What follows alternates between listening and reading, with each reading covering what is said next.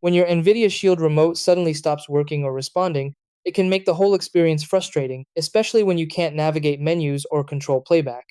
You might press buttons and get no response, or the connection feels delayed and inconsistent.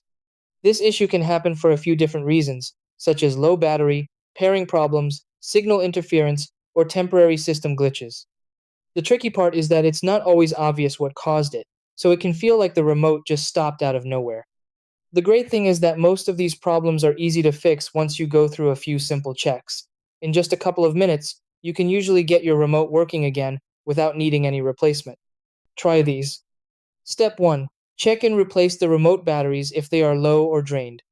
Step 2. Restart your NVIDIA Shield device to clear temporary glitches.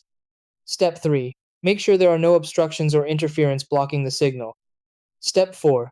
Repair the remote by holding the pairing button until it reconnects.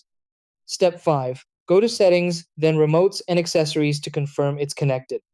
Step 6. If needed, reset the remote and pair it again from scratch.